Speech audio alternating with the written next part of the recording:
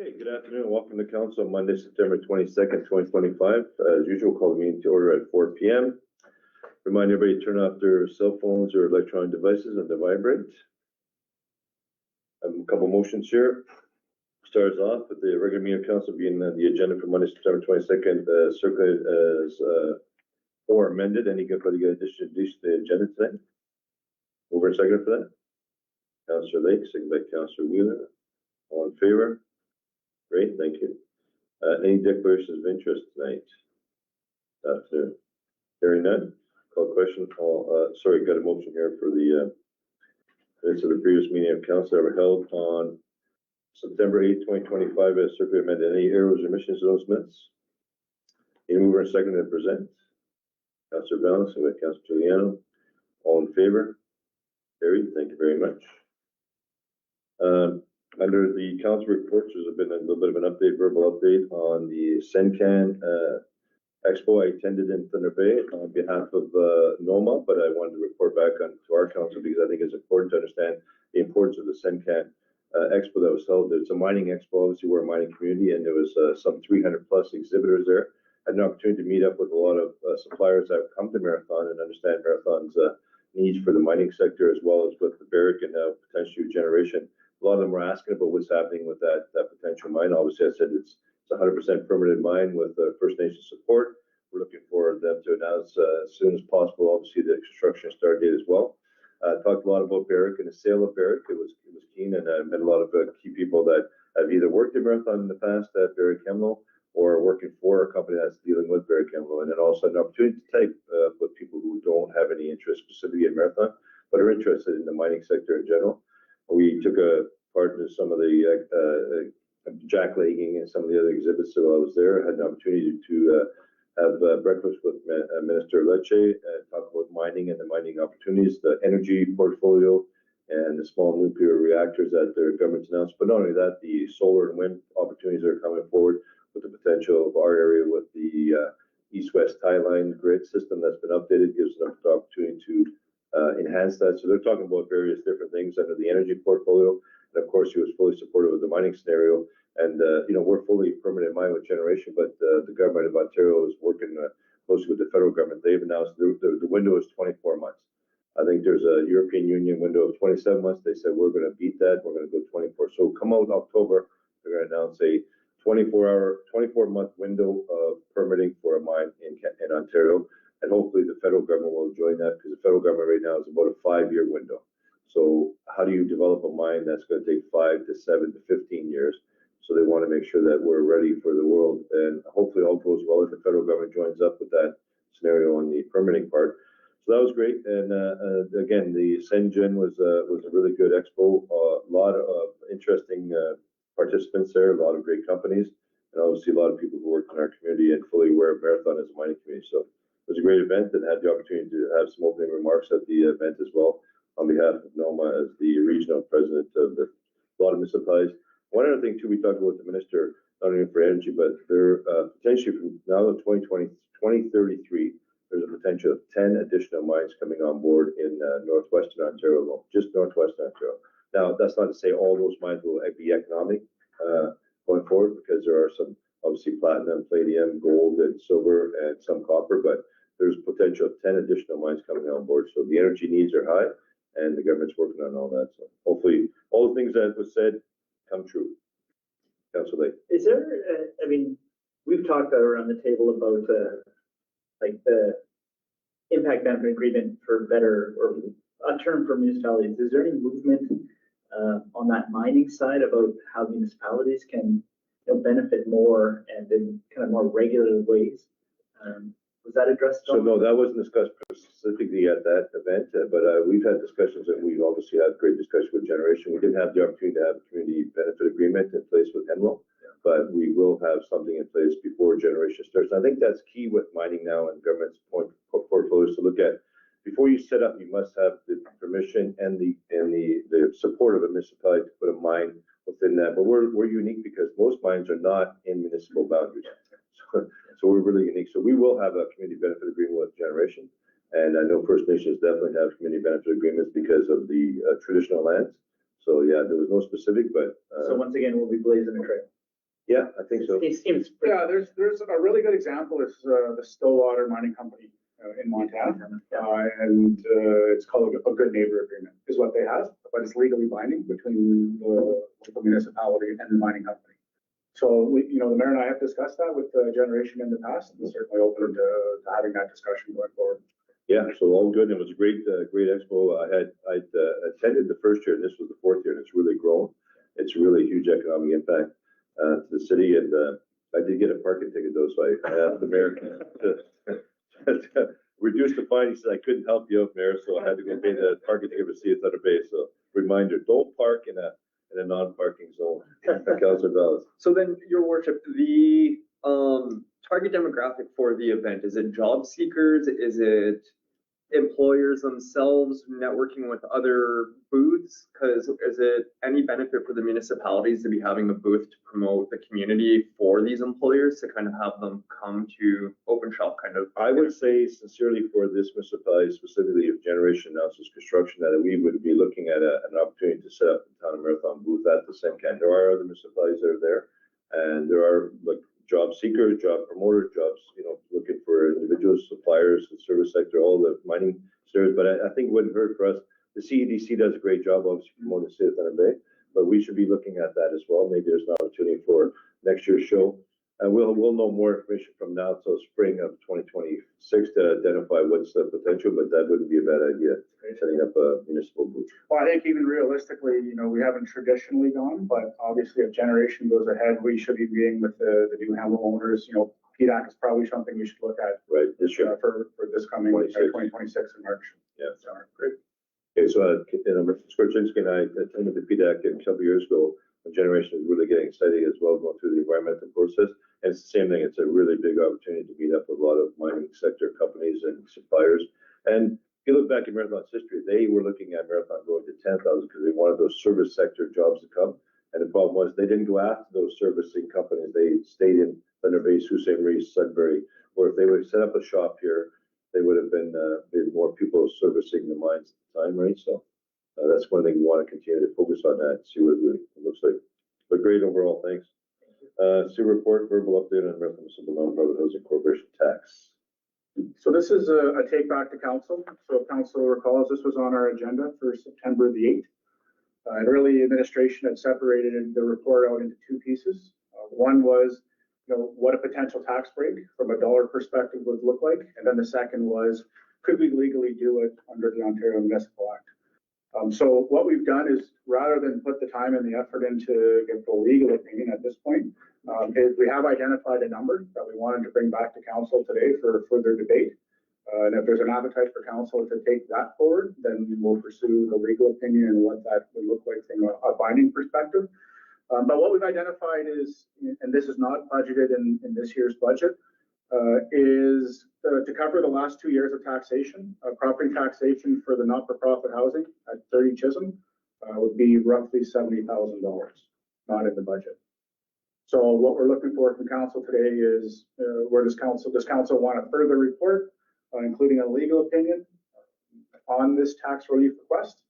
Or is there another alternative the council wants to pursue, which could be, we obviously don't grant it. Administratively, we did not budget for this year. It would put us in a deficit situation that we would have to find, or it'd have to come out of reserves. But that's council's decision to make. But we wanted to bring the number forward today before we did any further work on any reporting. Comments, anybody? Councilor Giuliano. So is the legal decision kind of in a gray area? Like, I thought that would be if it's can't, but you think that if we decided to go ahead, it isn't clear that we can or cannot. Correct. Okay. Yeah, our initial research is that it is in a fairly gray area from a bonusing perspective. So rather than spend the time and effort at this point in time, if there's not an appetite for council, then it doesn't make sense. But if there is, then we'll invest that. Yeah, Councilor. Yeah, I mean, I don't really have an appetite for it because our budgets are so tight, unless when it was built, we made a promise that there would be tax relief in that way. I guess I'm just coming back to administration. Was there ever a promise from administration that we would give that tax relief? And if not, then I don't really. No, there was never a decision made by council to grant the request. what the motion said was the donation of the piece of property, the donation of the services, water, sewer, the waiving of the fees associated, development charges, building fees, building permit fees. And what we said was we would look at the potential of a tax regime request, which is what we've done. And I would caution council that, we open the door. That's my word. All right, this is not, likely a one-time request. Yeah, so we've had good debate about it in the past. I think if there's no other questions, we just very simply call the question in regards to the support, because it does set a bad precedence within the community, and there have been waves of different organizations in the past. And Councilor Juliana made mention of the food bank scenario, but it was at the time the Salvation Army, which was then recognized as a church at the time when that tax was waived there. We know churches and institutions don't pay taxes. The Legion was unique because the government of Ontario and Canada recognized Legions as a service club area where they were veterans who served for us would have a place to go to. So it was a method to try to save Legions across the country, and did somewhat, but Legion still closed down. So we gotta be very careful. But I personally think this is an organization that has a budget based on rental market rent and rentals, and that they would pay their share of taxes, no different than any other department owner. So I'll call the question. All in favor of the waiving of the taxes? Any support for that? No. Okay. No support for that. So you can respond back to the Nonprofit Housing Corporation saying that the municipality will not be supporting waiving of any taxes, and they should get their taxes paid up, so there will be no future interest charges. If there is a bit of confusion, I would encourage administration maybe to look at the interest charges if there was any applied to up to this point. So that they don't We'll get certainly follow up with Yeah. the manager and have that discussion. Yeah, unduly penalized for something that didn't take place right away. So I would encourage, is that okay with council to encourage that? Thank you. Makes sense. Good. Okay, verbal update on capital project status. Mr. Paris. Good afternoon. Yes, good afternoon, Mayor and Council. Yeah, so just really going to give you a very high level verbal update on the capital projects and on our facility closures. We have recreation here, but also just mention a couple of things about the public works also as things we impact shortly here. When we look at our capital projects, I just focused on the two large projects that we're really working on. I'll give you an update later on at year end on the smaller ones. The two bigger ones we should have looked at, which we toured as council, the contact chamber enclosure. We're actually, the pre-engineered building is up now. We're just finalizing the ends on it. Some electrical work to be completed in there. It's scheduled to be completed by October 15th. So again, the new enclosure will house the two new effluent sampling units. So again, these new sampling units will take monitoring 24 hours instead of how we currently do it 3 times manually right now. So the new period, the new system will allow us to be a lot more accurate, especially as we still struggle a bit with phosphorus. So we'll try to fine tune these levels within our sewage capacity. In regards to tiny homes up there, could I have any questions on that, or are we going to ask questions at the end? Yeah, go ahead. You can do Sure. both. All right. So the tiny home subdivision and the House Street water and sewer upgrades. Work is progressing on schedule. Water, sewer, and storm infrastructure are almost complete. By the end of next week, we'll see that tie in. We got a little bit left to do on the end of House Street as we tie in some storm water. Utilities are scheduled for early second week of October. Concrete sidewalks, curb gutters, and paving, some seeding, they're scheduled to begin the week of September 29th. The entire project, both House Street and the tiny home subdivision, are scheduled to be completed on time by the end of October. I do want to take this moment to thank the public, number one, for their cooperation with, traffic detours, noise, dust, and water shutoffs during the project. And the public has been really, really supportive of it. So just want to make sure we pay our thanks to the public for that. Any questions to council and mayor for the projects? Anybody? Your Worship, I just make one clarification. So when Mr. Paris refers to the tiny homes project, he refers to the core infrastructure. Yeah, sorry. Yes, thank you. Absolutely. Any questions of those infrastructure capital projects? Obviously, we had chit-chatted about it, but obviously there was the opportunity of the mobilization of the construction crew here in town. Is there an opportunity to look at Barrick Lane roadway as part of a costing anyway? You could bring it back to council maybe because they're here. Yeah, I have submitted for costing from them. I haven't received Okay. anything. I think though still, we're gonna recommend administration to hold off till next year. We've got some other stuff in the works. Right. Which I think will make pan out better, but we will bring a price to you anyway this year. And we'll go from there. Yeah. We're still about 3 weeks away from paving. Okay. As we're monitoring weather right now, as paving, you know, you want certain temperatures to pave, as we line up our crews. But we Sure. should have something shortly on that when I've reached out. And I can appreciate that, just for council information, I talked to Mr. Paris because it's one of our highest volume roadways, and as you can see, when they were doing the actual patching areas, there are a lot of areas that couldn't be patched because of deterioration, so there's gonna be replaced and repaired. If we could do it with the job that they're already here in mold, because that's the biggest killer when you have an asphalt crew come to town, is the mold and demold, right? So all the equipment's here, something to look at, so please bring us a price back and we can discuss it then. Yeah, and I will, you know, just for council mayor to understand, the cutouts will happen for sure on Hemlo coming in. You'll see there's a couple areas, Yeah. those are getting done for sure. And part of this year's one. Sure, appreciate that. Okay. Okay, thanks. In regards to the seasonal closure dates, just we'll talk about recreation, golf course and the public works. So in regards to the rec facilities, Penn Lake will be closing, October 13th. I am pleased to announce though that historically the town usually has about 1,850 transactions per year. To date, as of today, we have 2,061. Hoping to surpass 2,100. So that's really good numbers. Sure, there's really some dynamics to why people are traveling more in Canada, but we'll leave that there. The outdoor tennis, pickleball courts, the fish cleaning station, and the main dock at the Cummings Beach Landing are scheduled to close the week of October 20th. Pebble Beach Garden Club again scheduled the week of October 20th, and Dyers Park is closed already as the ball season is completed. For the golf course, the Back Nine Clubhouse will be closed on the 29th. So the doors will remain open from 7 a.m. to 3 p.m. for the public to go golfing and have washing facilities. At that time, beginning on October the 10th, we'll start doing our winter maintenance. So working on our fairways, our greens, tee blocks. As we look at irrigation, we look at winter fertilizing, winterizing the pumps, putting our tarps up, all these type of things will start taking place after October 10th.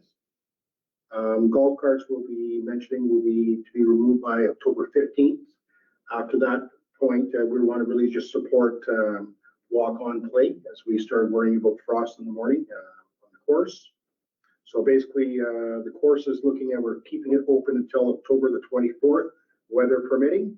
But again, just a note to the public that the daily grounds maintenance will stop after October the 10th. So the public's still more than welcome to go and play around and enjoy the courses. You know, the course is in excellent shape, and as the fall colors are changing, it's beautiful out there right now.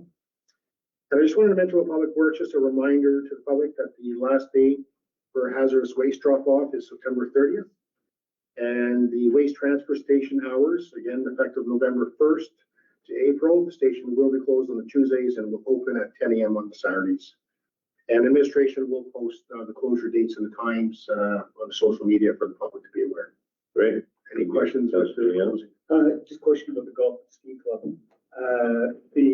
Is there a move-in date set for the ski club yet? No, not yet. We will be meeting with them. The president did reach out to us today, but we haven't touched back. And it's safe to assume that the town will be clearing the trails again this year? Oh, yeah, we always do the trails. Yeah, that'll be taking place. And that's part of our winter maintenance, really. We do the golf course and we do the trails. Great.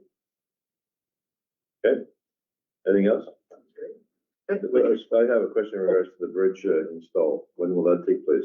The golf course is scheduled for next year. Okay, Yeah. next year? So we purchased the bridge. Yeah, Yeah, and the reason why we purchased it, we were able to purchase a used Right. bridge. And it only made sense to purchase it now. They only had a couple left. We wanted to make sure that we took advantage of that. So the bridges are on site. Yes, yeah, number 3. sorry, three. Yes, Just three. Okay. It's the one going up the hill. So that will impact the ski club, right? The Right. ski club will be fine for this year to use the existing one. And then next, in the spring, we'll be looking at taking that one out. And it should be, it's going in the same place, so. It's gonna shift a little bit to the east, but yeah, not enough. It's in the same spot. Absolutely, yeah. Okay. It's not gonna make any difference. It'll just make it a straighter run as opposed to Yeah. the small asphalt there right now. Okay. Good. Anything else? Nobody? Thanks, Mr. Barrett, for that. Appreciate it. I have a motion for check runs. The council hereby approved the following check runs registered for August 2025 and accounts payable in the amount of $948,705.72. and payroll in the amount of $230,613.12. Moved by Councillor Lake, second by Councillor Balance. Any questions on those check runs? Hearing none, call question, all in favor? Carried, thank you very much.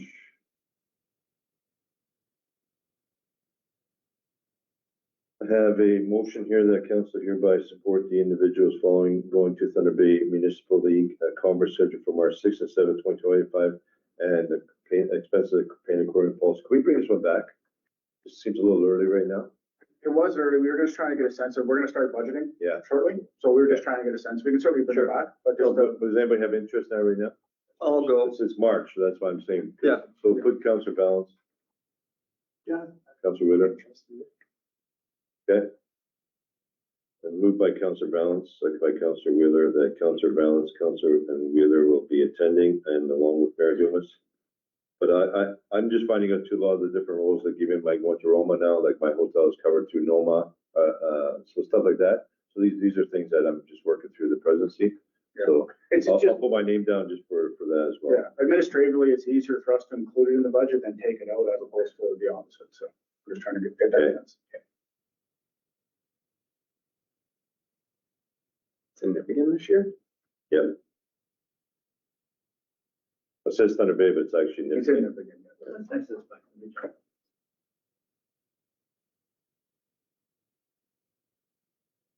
Okay, so I got Dumas, Wheeler, and Balance that are approved for this process. All in favor? Carried, thank you.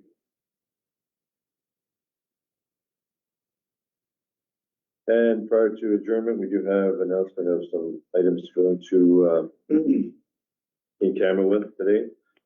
We have plans for and instructions for negotiations, acquisition or disposition of lands, and labor relations and employee negotiations as well. So we'll be going to an in-camera meeting directly following this public meeting to discuss those items. So we'll do adjourn at the hour of 4:21 p.m. Council moved by Councillor Juliana, second by Councillor Lake. All in favor? Carried. Thank you very much. Have a good night.